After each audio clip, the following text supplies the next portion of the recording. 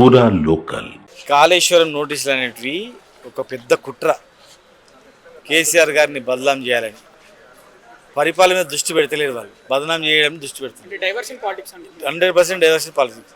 ఈ diversion politics బంద్ చేసి పరిపాలన దృష్టి పెడితే వాళ్ళకు కూడా మంచిది. దీనివల్ల ఇంకా నష్టం తప్ప ఏం లేదు. తెలంగాణకి ఏం ఉద్ధరించి లేదు. ముందు రిపేర్ చేయండి. సరే, ఏం రిపోర్ట్ వస్తుందో, ఏం కమిటీ చేసిందో అవన్నీ జరుగుతుంది. ముందు రిపేర్ చేస్తే కంప్లీట్గా నీళ్ళు వస్తాయి. ఆ రిపేర్ చేయకుండా కూలిపోవాలని చూస్తూ ఉన్నారు. తప్పది. అన్నం పెట్టే ప్రాజెక్టును కూలిపోవాలని చేసి ఇంకా కూలుతలేదని చెప్పి ఆలోచన చేయడం తప్పు. ఇన్ని రోజులు అయింది కదా, ఒక ఇల్లు కట్టి ఒక పిల్లర్ క్రాక్ వస్తే ఇమ్మీడియట్గా రిపేర్ చేస్తారు. వర్షాకాలం వస్తుందని. ఇట్లా వర్షాకాలం నానాలే పోలు ఎవడో కోరుకుంటాడా చెప్పండి? అంత పెద్ద ప్రాజెక్టులు జరుగుతూ ఉంటాయి. వాళ్ళు SLBC 8 మంది చనిపోయారు. మరి దానికి కమిటీ అయ్యారా? ఇంకా శవాలు కూడా తెలియదు, భూమిలో ఉంది. అది చేతనైతే లేదు. మేటిగడ్డ మన పెద్దబాబు ఖమ్మంలో దానికి లేదు. వాళ్ళ ప్రాజెక్టులో కూలిపోయేదానికి కమిటీ అయ్యారు. కూలిపోయిన కాంట్రాక్టర్లకు మళ్ళీ పనుల మీద పనులు ఇస్తారు. మరి ఈ ఈ మన కాళేశ్వరం కావచ్చు, ఇక అనేక ప్రాజెక్టులలో మన పెద్దబాబు కట్టిన ప్రాజెక్టు కావచ్చు, వీళ్ళందరికీ మరి పనులు ఎట్టిచ్చారు? కూలిపోయిన తర్వాత బ్లాక్ లిస్ట్ పెట్టాలి. కాంట్రాక్టర్లు బ్లాక్ లిస్ట్ ఎందుకు పెడతలేరు? వాళ్ళకి మళ్ళీ పనులు ఎందుకు ఇస్తారు? అంటే బాగా కూలిపోయిందని చెప్పి ఇస్తారా? అయితే అవినీతి చేయకుండా ఎందుకు భయపడుతున్నారు అనే ఎవడు భయపడుతున్నాడు? ఎవడు భయపడుతుంది సార్? ఏం భయపడతారు? మీ పార్టీలో ముసలం ఉందని బయట ఏం ముసలం లేదు, పిసలం లేదు, మంచిగా ఉంది, బ్రహ్మాండంగా ఉంది.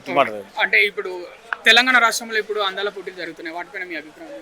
ఇగో రైతులు చచ్చిపోతున్నారు అందాల పోటీలు. మన అందాల పోటీలు డబ్బులు ఎట్లకి ఇచ్చేస్తున్నాయి చెప్పండి? ఇప్పుడు అవసరమా? ఈ పరిస్థితుల్లో అందాల పోటీలు అవసరమా? పరిపాలన ఎట్లా ఉంది చూడాలి. రైతులు ముఖ్యంగా రైతుల గురించి ఆలోచన చేయాలి.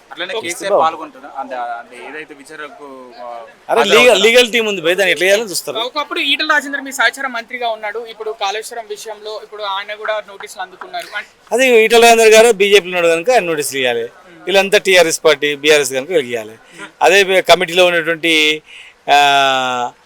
తుమ్మల నాగేశ్వరరావు గారు కానీ, మరి జూపల్లి కృష్ణరావు గారు కానీ వాళ్ళకి లేదు నోటీసులు. మరి ఫైనాన్స్ సెక్రటరీకి కూడా ఇవ్వాలి కదా, చీఫ్ ఆయన కూడా ఆయన చెప్తాడు కరెక్ట్గా, ఆఫీసర్లు కరెక్ట్గా చెప్తారు కదా. అంటే గతంలో మీరు మంత్రులుగా ఉన్నప్పుడు ఫైళ్ళ మీద సంతకాలు చేసినప్పుడు డబ్బులు తీసుకున్నారు అని కొండా సురేఖ గారు ఆ ఉద్దేశంగా మాట్లాడారని ఇక ఆమె ఏమన్నదో అందరికి వినిపించను పోయి అర్థమైంది. దాని నుంచి ఎందుకు ఆమె ఏం మాట్లాడిందో అదే ఒకటని మీకు అర్థమవుతుంది. అంటే మిమ్మల్ని ఉద్దేశించే మాట్లాడింది, మీ గురించి మాట్లాడింది అదంతా అట్లే. ఇక్కడ మీరు డైవర్షన్ చేస్తున్నారు. మీరు క్లియర్గా చూపించిండ్రు, వాళ్ళు ఏమంటే అది చూపిస్తారా చెప్పండి? ఆమె ఏం మాట్లాడింది ఆమెనే అడిగని చెప్తుంది. మేమెందుకు? ఇప్పుడున్న అంశము ఈ కేసీఆర్ గారి నోటీసుల మీద, దాని మీద తీసుకోకండి.